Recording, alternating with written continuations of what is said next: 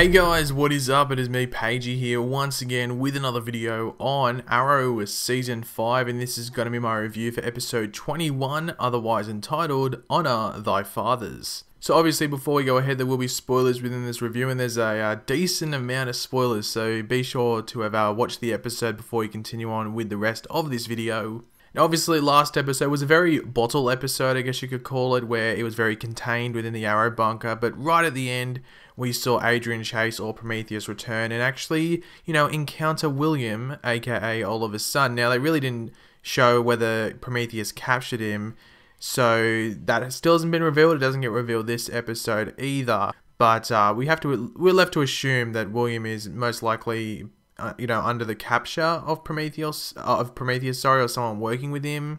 But they might have just been showing us that, Prometheus knows where he is and has encountered him. So I don't know where they're going with that, but we'll most likely find out about that in the next episode, that being episode 22. Now, as we know throughout this season, Prometheus has sort of been making other things happen to sort of distract Oliver and the rest of Team Arrow so he can go about and do his own things. And even though this wasn't the act of Prometheus, or were led to believe it wasn't, all the criminals that were actually prosecuted by Adrian Chase previously in this season were released on bail due to retrial because, Adrian Chase had ended up being this, psychotic killer, so they can't really trust what had happened beforehand. So they're all released on bail. Now, obviously going by the trailer, we did know that a crate was delivered to Mayor Queen's office. It contained a corpse, and we were all led to believe, okay, what's going on here? Is this someone that Oliver knows? Is it like a body of someone recently that, Prometheus is just trying to get Oliver's attention? But it's actually the body of someone that we've never met. I don't know if they've mentioned him in previous seasons, I highly doubt it, but he's called Henry Goodwin, and he was a councilman in the Glades in 2002. I'm pretty sure that's when he was the councilman, or he was last the councilman. And it's a big reveal that Robert Queen's DNA is actually found under the fingernails of Henry Goodwin. And he was also, the concrete that was used to encase the corpse was used by a company that was under the Queen Consolidated umbrella. So there's a lot of links back to Robert Queen and the Queen family, which gets Oliver a bit worried. Now I'll quickly just mention the flashbacks now because there is a decent amount to talk about, so we can just talk about, the present day stuff. But the flashbacks in this episode, we return to Lian Yu. We knew we were coming back here. We had to come back here for it to make sense in regards to what we saw in Season 1, Episode 1. But we did get the origin of that Deathstroke mask from the pilot where it had like the arrow through the eye. So Oliver's taken one of his own arrows and put it on like a little tree thing that was coming up. So it was good that they actually showed that. And it just made you think back to Season 1, which I thought was pretty cool. Now, one thing I wasn't expecting, and it's actually a big reveal because a lot of people were wondering, okay, he's got no beard now, and then when he's found, he's got this massive beard, and there's never anything coming around this island, so how could that random fisherman boat come around in that pilot? From what we've seen in previous seasons, nothing's ever coming around that island, and it's all a plan. Anatoly's going to make that fisherman, boat go there, Oliver's going to bring them in, and he's been given disguises to make him look like he's been on the island for 5 years. And I don't think they mention it, but I'm pretty sure that's meant to be with the human target.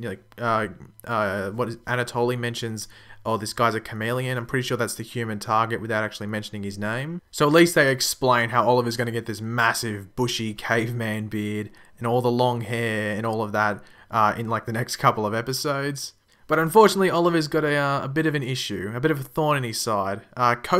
Konstantin Kovar is on the island, and he's going to disrupt Oliver's plans. So that's going to be the mini flashback story for the next 2 episodes, obviously including the finale before Oliver is actually finally picked up by that Chinese fisherman boat.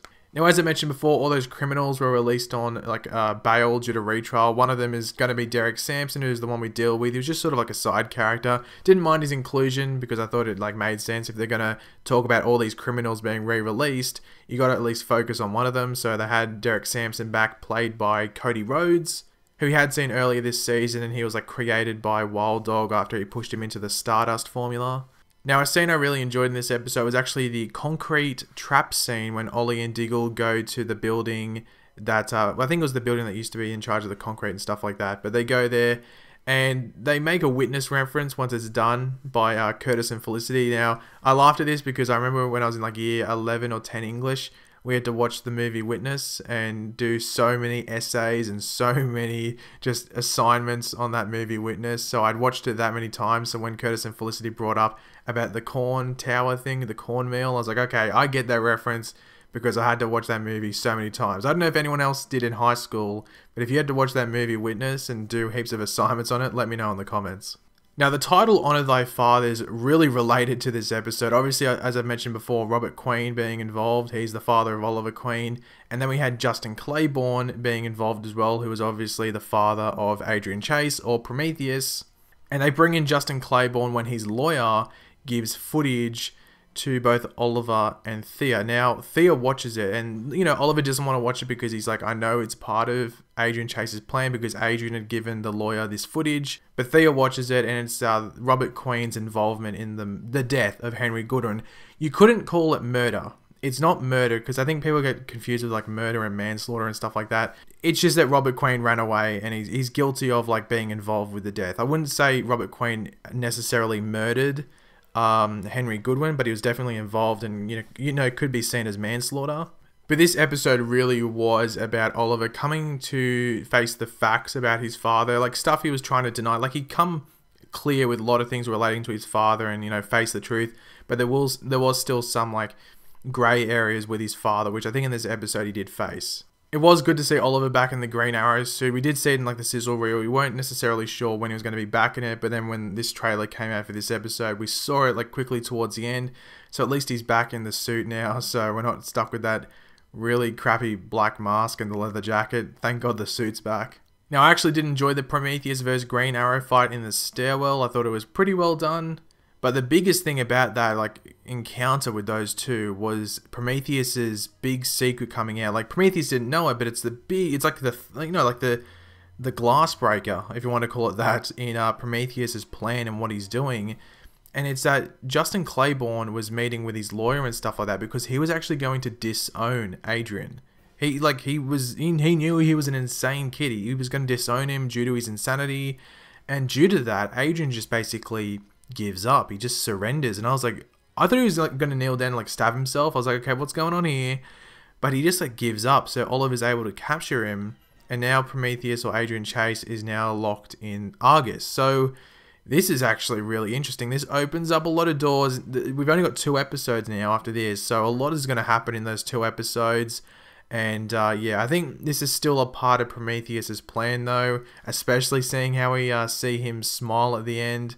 I think Prometheus is trying to give Oliver hope, make him sort of, insecure in regards to like his security, like not watching his back, and certain things are going to happen. So yeah, I'm actually quite excited to see what happens here, because I think Adrian might have known that maybe his father wasn't the biggest fan of him, but yeah, I think this might be part of his plan. Now, one thing that is going to continue on to the next episode is what we see right at the end with Renee, or Wild Dog, not showing up to the custody hearing for his daughter.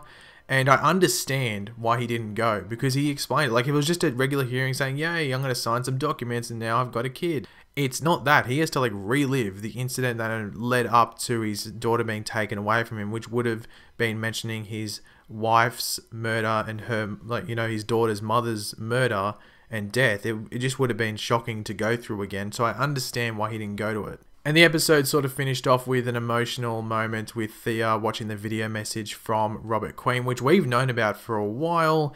And it was just good to see Thea watch it and understand that, Thea's sort of been doing that, even without watching that message. So I thought it was actually a nice moment to, even though it wasn't the last scene completely, I thought it was a nice emotional moment to finish the episode off, because Thea hasn't been a big part of this season.